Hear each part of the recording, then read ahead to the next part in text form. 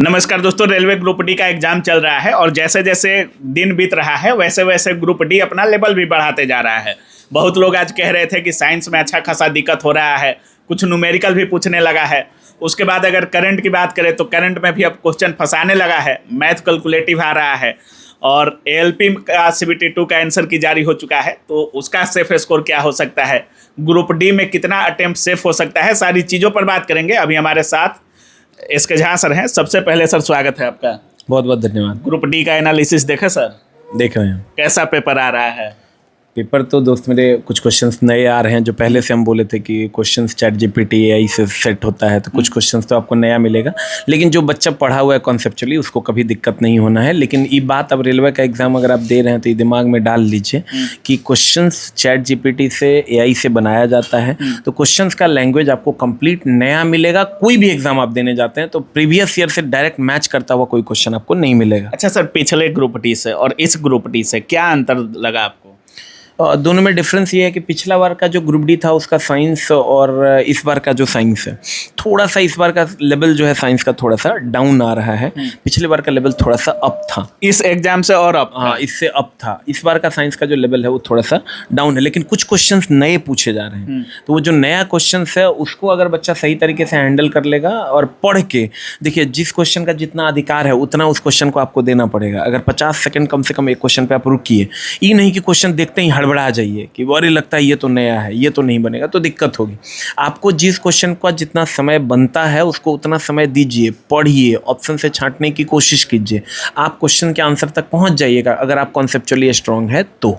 Sir, हम ALP CBT 2 में भी गए और ग्रुप डी में भी रिव्यू लगातार कर रहे हैं। छात्र कह रहे हैं कि AI से सवाल आ रहे हैं, ऐसे सवाल आ रहे हैं जो एक एक कंप्यूटर स्क्रीन भर का सवाल है, मतलब इतना टाइम टेकन है जिसका कोई हिसाब नहीं है।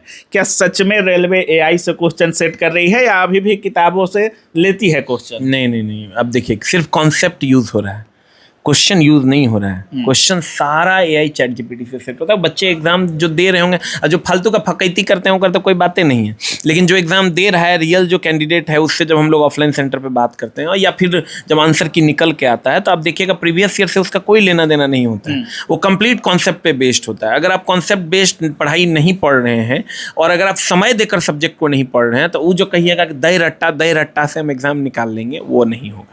इसलिए आपको उस पर थोड़ा सा ध्यान देने की आवश्यकता। साइंस का लेवल पहले दिन से और आज चौथे दिन जब एग्जाम समाप्त हुआ तो छात्र कह रहे थे कि थोड़ा सा बढ़ा दिया है, न्यूमेरिकल भी ऐड किया गया है और साइंस में वैसे वैसे सवाल आ रहे हैं जिसमें छात्र फंसना चालू हो गए हैं। अब अगर साइंस में निपटना है, चूंकि रेलवे में साइंस का बहुत योगदान है सर, क्या कुछ करना होगा जिनका भी अभी ग्रुप डी का पेपर बाकी है साइंस के लिए? देखिए कुछ चैप्टर्स है जो हम आपको बता देते हैं, वो चैप्टर सब पढ़ लीजिए। अभी अगर आपका एग्जाम बचा हुआ है तो एक तो स्पीड एंड वेलोसिटी पढ़ लीजिए, आप लीवर पढ़ लीजिए फिजिक्स में, Newton's law of motion, work power energy, गुरुत्वाकर्षण, general properties of matter, wave and sound, light, electricity और मैग्नेट, इतना को आप देख लीजिए। उसके बाद रसायन विज्ञान में आइएगा तब एटॉमिक स्ट्रक्चर देख लीजिए, केमिकल बॉन्डिंग, ऑक्सीडेशन रिडक्शन, विलियन, अम्ल क्षार और लवण, कार्बनिक रसायन और रासायनिक अभिक्रिया जितना है उस सब। आप बायोलॉजी में आइएगा, सेल देख लीजिए, टिश्यू देख लीजिए, उसके बाद classification of animals, plant kingdom, उसके बाद सर्कुलेटरी सिस्टम, ये वो आप देख लीजिए इसको, इन्वायरमेंट एंड इकोलॉजी को, उसको एक बार आप देख लीजिए। मतलब ये सब चैप्टर भी आई है एकदम भी इसी से क्वेश्चन आ रहा है। लगभग क्वेश्चन इससे आपका 80% पकड़ा जाएगा। तो आप इतने सारे क्वेश्चन आपको ऐसा आप कमेंट बॉक्स में कहिएगा अरे सब तो आप कहिए दिए, सब नहीं कहें। टोटल चैप्टर लगभग 55 गो है। अब 55 गो में हम आपको मुश्किल से बोले हैं 22-23 गो, ठीक ना, 2200 को से कम बोले हैं। उतना आप कर लीजिएगा, आपका काम हो जाएगा। अब आप कहिएगा हम साफे कुछ नहीं करेंगे तब कैसे काम होगा, तो ये कभी नहीं होगा। तो इसलिए आप इसको कीजिए। और अगर आप डेली जो अभी एक्सपेक्टेड क्वेश्चन है उसको पढ़ना चाहते हैं, 7:30 बजे डेली हम अपने चैनल पर फ्री क्लास लेते हैं, आप वहाँ आके पढ़ सकते हैं। जो एक्सपेक्टेड क्वेश्चन होगा लगभग वही पैटर्न आगे भी फॉलो होगा, तो आप उसको कर सकते हैं। सर, बहुत सारे जैसे अलग अलग जोन भी इस बार हम हर छात्र से जोन भी पूछते हैं और इस समय पटना जोन वाले खास करके बहुत ज़्यादा अटेम्प्ट कर रहे हैं, लगभग 90-92, कुछ छात्र 70-75 या कुछ छात्र 80-82। ग्रुप डी का सेफ अटेम्प्ट क्या हो सकता है सर? देखिए, इसका कोई लिमिट नहीं है। आप जब गौर से देखिएगा, वो डिपेंड करता है कौन सा बोर्ड है, कितना नंबर ऑफ़ पोस्ट है और कितना नंबर ऑफ़ पोस्ट में कितने बच्चों ने अप्लाई किया है। तो ये बहुत सारा फैक्टर पे डिपेंड करता है, लेकिन हमको ऐसा लगता है कि अगर आप उतना तक बनाइए जिसमें 10 निगेटिव से ज़्यादा नहीं हो, और दिमाग थोड़ा अस्थिर करके बनाइए, क्योंकि हल्के क्वेश्चंस में भी गलती होती है। अभी हम आपको दिखा रहे थे ना, बच्चा 1 नंबर के कारण उसका मेरिट नहीं बना, और वो कौन सा क्वेश्चन गलती मारा है, 90 डिग्री के सामने की भुजा को कर्ण कहते हैं, कर्ण के जगह उल्लंब मार दिया है। तो इजी क्वेश्चंस आप एक बार गो थ्रू हो जाइए 1 से 100 तक, 10 को ज़्यादा निगेटिव नहीं मारना है, सोच लीजिए, और तब जितना ज़्यादा बना पाते हैं अपने क्षमता भर आप उतना बना के चले आइए, तभी आपका काम होगा। सर, एलपी सीबीटी 2 आंसर की जारी हो चुका है, क्या कुछ कट ऑफ जा सकता है इस बार सीबीटी 2 का, और कौन से छात्र साइको की तैयारी में पूरी तरीके से लग जाएं? देखिए, सीबीटी 2 का कट ऑफ जाएगा ज़्यादा, ठीक ना, जैसा अभी दिख रहा है उसके हिसाब से सीबीटी 2 का कट ऑफ ज़्यादा जाएगा। लेकिन जो भी बच्चे तैयारी कर रहे हैं, आप बहुत ज़्यादा टाइम अब है नहीं, 2-3 दिन में आपका सारा कुछ मामला ख़त्म हो जाना, 1 सप्ताह हार्डली में सब चीज़ सामने आ जाएगा। तो जो लोग ये सोच रहे हैं कि हम तैयारी करें कि नहीं करें, तो हमको ऐसा लगता है कि साइको की तैयारी सबको करनी चाहिए।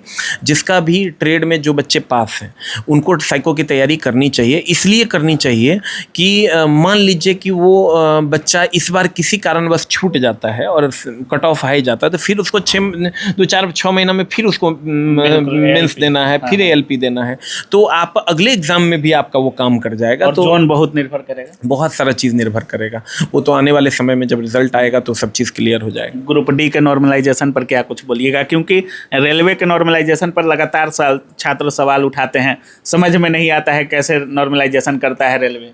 देखिए, नॉर्मलाइजेशन की प्रक्रिया सच पूछे तो बच्चे संतुष्ट नहीं है। जब भी नॉर्मलाइजेशन होता है, भर भर के बच्चे ऑफलाइन सेंटर पे आते हैं, कमेंट बॉक्स में लिखते हैं, सर ये क्या हो गया, सर ये क्या हो गया, सर ये शिफ्ट का गायब ही कर देता। हाँ, गायब क्या, वो 55 है तो 55 रह जाता है। तो उसको हम बात किए थे इस पर, तो उनका कहना ये है, बोर्ड का के कुछ लोगों से जब मेरी बात हुई तो उनका कहना ये है कि सर उसको हम लोग बेस शिफ्ट माने हैं, तो इसलिए वो बहुत कम, अगर किसी कोई शिफ्ट ऐसा होता है जिसको बेस शिफ्ट मान के नॉर्मलाइजेशन होता है, उसको हम लोग बहुत कम उसमें चेंजेस आते हैं। तो ये सब बात ठीक है, आप हमको बता दिए, हम समझ गए, या वो सही है कि गलत है, ये आपको बच्चे के डोमेन में आके समझाना होगा। और सच पूछे तो नॉर्मलाइजेशन हमको भी समझ में नहीं आता और हम भी इससे संतुष्ट नहीं हैं, और हमको लगता है कि रेलवे को इस पर आकर जस्टिफिकेशन देना चाहिए, क्लियरिफिकेशन देना चाहिए, और जिससे कि बच्चे संतुष्ट हो सकें। तो उम्मीद करेंगे कि ज़रूर से ज़रूर ये बात रेलवे तक पहुँचेगी और इस पर जस्टिफिकेशन आएगा। चलिए, बहुत बहुत धन्यवाद सर बात करने के लिए। बहुत बहुत धन्यवाद।